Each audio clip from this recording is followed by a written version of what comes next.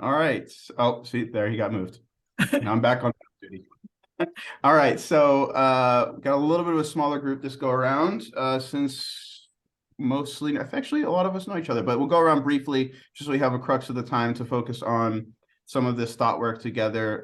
Name, JCC, and I don't know what questions you were asking the first one. Favorite. Actually, if you could be any animal, what animal would you be?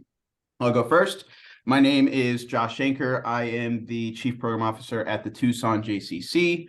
I've been here 5 years, and if I could be any animal, I would be a dog. They're very well cared for. I will call on Ronnie. Thank you, Josh. Nice to see you. Nice to meet everybody. Ronnie Khan, Chief Operating Officer of the JC of Greater Columbus. And if I could be any animal, I think I'd be a cheetah. I like how fast they are. I think they're pretty cool. I'm going to call on Jason. Hey team, good afternoon. Jason Kunzman, Chief Program Officer here in Pittsburgh. Been in the role for just over 6 years. If I could be any animal, it would definitely be a killer whale. Top of the food chain. Let's go. Cynthia, you're up. Thanks. So I'm Cynthia Wenger. I use she, her pronouns. I'm the Senior Director of Operations at the Boulder JCC. I've been here about 10 years. Similar line of, similar sea animal line of thinking, Jason, I would be a dolphin. Since I was a kid, I've just always been fascinated with dolphins. And I will call on, I'm not sure if I'm going to pronounce your name right, Kennedy? Oh, hi, my name is Gennady Favo. Gennady, sorry about that. It's okay. I am the Director of Resources and Communication at JCC Association. Really here more to observe and listen and to talk. Actually, Jason and Cynthia, you stole my animals. So I was going to say dolphin as well, but I'm going to go a completely different direction now and say a bee, because they kind of remind me of the JCC movement. Everybody's working together, getting the same job done. Well, that's a great answer. I like that one. All right, so I think we've got pretty much the rest of the time here together to kind of brainstorm, talk some stuff through, and I think this is actually a really good group to do this with. But kind of what Paul talked about, one of the things we were talking about and trying to figure out as part of the planning group was, how we make this time worthwhile and meaningful, and not just like a hour we got all on our schedule that we get together and do icebreakers at, right? So we all have enough of that, I'm sure. And one of the things we started to notice quickly, especially as we got the survey responses, but I don't know how many people were paying attention in that first room as people were sharing their portfolios, not one of us has the same portfolio, right? So to try to drill deeply on one specific thing within our portfolio is going to be pretty challenging, just because while we're all number twos at our agencies, we're like snowflakes. Not one of us is the same. We all have very different roles and very different levels of responsibility and supervising different components. So really trying to think outside the box in terms of how this time can be useful, meaningful, either for ourselves or how we might be able to get nourishing information during these sessions to be able to use or take back to our J's and those types of things. So to some extent, this is just going to be an open forum brainstorming session. I might prompt questions here and there, but ultimately I just want to throw it out to thoughts on the group so I can take some notes in terms of where could we go with this? Where should we go with this? What would be meaningful to you?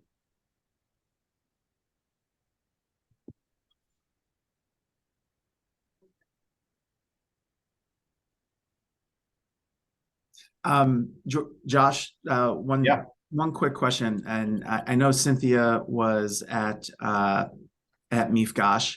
Ronnie, were you at MIFGOSH as well? I was not, no. Okay. So I think, Josh, number one, right, and I think this was a resounding piece of feedback from both execs as well as number twos. Oh, no. I guess life happens. I think there needs to be an explicit commitment by JCCA to continue. We're not going to be able to, I don't think, going to be able to put the genie back in the bottle. We said that a lot when we were together down in Atlanta. But it would be great if there was an explicit commitment. And maybe this sort of affinity group is step one in demonstrating that commitment, but recognizing that the future is very much that we too are also very much a part of the future of the movement. And I think that would making that explicit type of statement, that commitment, I think will help with retention, if you will. I worry that we're all going to get together and in 3 months, like the whole cast of characters will have changed. And I'm exaggerating when I say that, but if we don't, right, and we heard lots, and Ronnie, I'm really sorry that you weren't in attendance, because we had a number of really great sessions around the staffing challenges. So if we as a field, right, at the number 2 level, don't start addressing some of those challenges, and I'm suggesting that one might be just saying, you're part of the future, we're gonna invest in you. I think that will help. In terms of actual sort of topics or approaches, I really enjoyed the way that Mifgosh was structured. I thought having a combination of external experts on whatever the topics were. I know that as Jewish communal professionals, we tend to be somewhat insular by habit, by training, by osmosis, or whatever the reason might be, especially in JCCs, which tend to be larger legacy type institutions. Although out in Boulder, I don't think anything is legacy because it's all so fun and fancy free and footloose. But that having that opportunity to bring in experts from outside, I think will certainly help us continue to build the muscle memory of maybe not looking out first, but certainly looking outside as a regular part of our professional practice. And then when there are explicit examples of success, or learnings from something not necessarily successful, from within the movement, from within this group, I think we should be highlighted, because there's always a comfort level. There's also always a sort of higher degree of believability when you're hearing from one of your own. So I don't think it needs to be a this or that. I think it can be both. I think it should be both. That's at least what I have to say about structure. Awesome. That was all great stuff. Before we move on, I should have a quick follow-up. When you say commitment and investment from JCCA, what does that look like to you? Aside from Mifgosh, right? Because I think that's a given. You're right. There's no putting that back in the bottle at this point. Yeah. I don't know. I don't know what sort of efforts are made at the executive director level to keep our colleagues, our number ones, in the know, connected, up to speed on things that are going on. I'd start with a simple copy and paste. At the very least, layering it on top of this group of number 2s, or perhaps even just once and for all melding the group together. I continue to like to believe that the number ones that are worth their that are really high performers acknowledge, understand, appreciate that without a strong number 2, they would not be what they are. So why not just, break down those silos once and for all and just flatten the shit out of it and say, okay, you, this larger group of whatever the number is, you are the leadership cohort of the JCCA, of the JCC movement. Cool. Cynthia, I think you're going to say something before I cut you off. Sorry. No worries at all. One thing I want to just echo one thing that Jason, you were just saying, that I think one thing I'll just add to that notion of being the number two is that if our ED CEO isn't here, we're in charge. So the disconnect, if the movement doesn't see us in that light or doesn't treat us or communicate with us, that there's that bit of reality. The flip side is that I will also say that there is something that is non-comparable to being the ultimate person in charge. And so I do think there is value to that cohort maintaining some of their own identity. So I see both sides of that, of like completely flattening versus also still recognizing that, anyhow. I was going to say, I was just sort of building off of Jason, what you were saying in terms of like the sharings and the learnings. I've been, had a couple of experiences in peer networks where case study sharings have been really powerful and effective, both the success stories as well as the current challenges.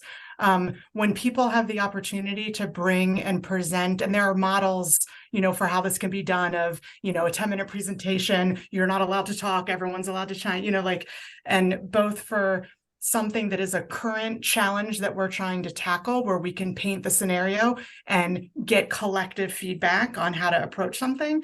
And then also case studies of sharing successes, where here's something I had to deal with, here's how I addressed it. And then people have an opportunity to learn from that experience and ask questions. And I think that could be a really powerful tool and model in small groups to do some shared learning and gain some knowledge and insight from our colleagues. Could be a really cool thing to do. Yeah, great thought. Yeah, there's always all of these, there's every time we get asked, because I think we also got asked at the survey for MIFGOSH that Sue had sent out, and my answers I feel like changed dramatically based on what's happening in my given universe and world that week.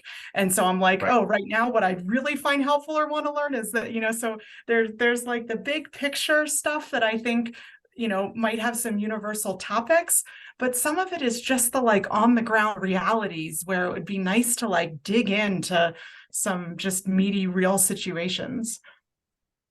Cool. Cynthia and Jason, both, thank you very much for sharing your input. I think there's definitely value in both pieces of what you said, both in terms of this community of practice of executive leadership as a whole. And I also kind of agree with Cynthia. There's some differentiation there between the two pieces, but there's also value of all of us being at the same table as well. So I think there's a balance there. And case studies for sure. Just to kind of supplement, I don't want to be repetitive, but I feel like there's two kind of spheres in my mind of when I think about our practice as professionals and how we all collectively can benefit.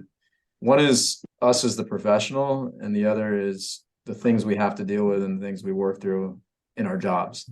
And I think that having a combination of those opportunities to explore those two areas through this group into this space would be helpful. For instance, me as a professional, I'd love to figure out what best practices are in terms of being efficient with my time and managing competing schedules and needs and demands so that I can excel, hopefully beyond where I'm at today. But in the field, I think it would be interesting, whatever sector of our business it is, whether it be early childhood or fitness or even marketing or whatever it may be, what is the challenge or issue point of the day that we are all kind of, if we were all in a room and said that one thing, we'd all be nodding our heads and say, yeah, that's it. And rally around that and try to really dig in and deep and see where best practices are being performed by different JCCs and other professionals, and also see how we're approaching the challenge. Maybe it's the same lens, maybe it's a different lens. So that's kind of my thought of framing this space. Is it's great to dive into us as professionals personally, and then separately the challenges we deal with in our own business units, wherever they may be. Awesome. Yeah. Thanks I appreciate you splitting those up. That's really helpful. I hadn't totally thought of it in that light, and that makes a lot of sense to me. That it's two distinct areas of personal, professional growth versus agency topics. Yeah. Cynthia, you have a really cool hydroponic garden in the back of your property. I've been to your JCC. It's pretty nice. Have? No, that was very insightful, and I think that's something that It's interesting to dive a little bit deeper into and try to think about, right? Because I think you're right. Those are two buckets that we're trying to fill. And sometimes I think maybe we're trying to fill them as though they're the same bucket, or at least be filling them simultaneously. Right. And I think this speaks a little bit to your point, Jason, too, in the sense that you're right. To some extent, the number twos are the future of the movement. So how are we not only just nourishing that professional development for those professionals, us, but also making sure that we are doing some competency building so that when that time comes, we're ready to rock and roll. We're not learning on the job again, right? Because I think oftentimes that's kind of how we operate. We elevate, we promote people, so on and so forth. And once we're in new roles, we're figuring stuff out as we go. How can we be proactive with that as a movement to make sure that us as number twos are prepared to take that step into number one roles if and when that time comes? So that's interesting, I think, as far as how can we focus on that separately from also focusing on the stuff that's going on at our J's that we need to wrap our heads around and wrap our hands around and actually make sure we're doing. Because I guess they really are separate beasts. The case study thing I think is also really interesting towards that, right? Because to some extent, we might be able to build that in a way where we can cater to both at the same time, right? Because if we take a case study that's relevant to all of our work, that's a problem we all have, right? As a specific example. In a case study, we're not necessarily just talking about that thing. While it does apply to that, we're also talking about process, right? So thought process, problem solving, the competencies around that. Why did you do it this way? What was your thought process while doing that? And I think to some extent, that's also a little bit of competency building that could be applied towards other challenges and issues and that kind of thing. Quick question just for the group.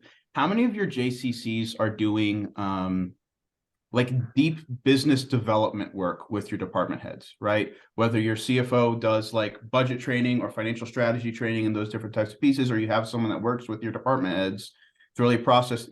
Our department heads are programmers, right? So do you have anyone working with them in terms of how to operate their area like a business most efficiently and effectively? I mean, I'll speak for Pittsburgh, Josh, and that was, I think you just gave the tweet as to why I was brought here.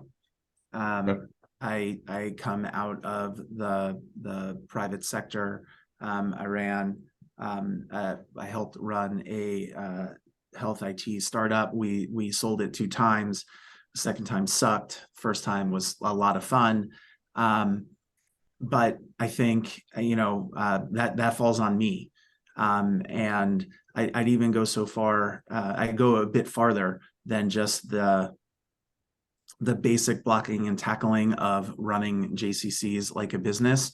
And maybe this is part of it, but it certainly wasn't part of the lexicon when I arrived. And that is quality. What does it mean? And obviously, the pandemic has in its own way turned quality upside down and inside out. Heading in, I had a very clear vision as to what quality was at within our early childhood department. And now quality, I will simply define as not closing. And that sucks, and it hurts my soul. It hurts my heart. I hate it. I absolutely hate it. But I think, quality is another important thing, and the customer experience. There's a difference between customer service and building a raving fan. And one of my favorite books, and this is another idea, in addition to the case studies, maybe there's a book club or even expert excerpts of a book. Dan and Chip Heath wrote a book called Power of Moments.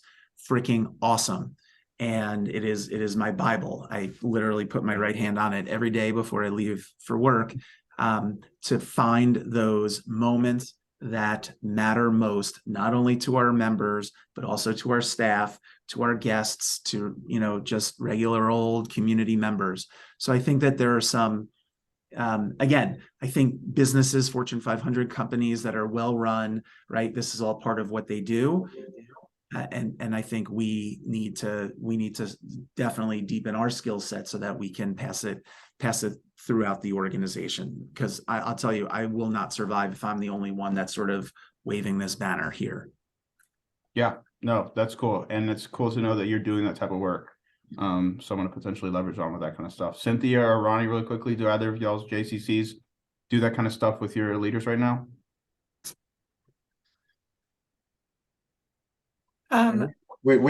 We do. Yeah, Okay. I think it depends how we define. I mean, there's some stuff that we do. We convene our supervisors group for different like trainings and things.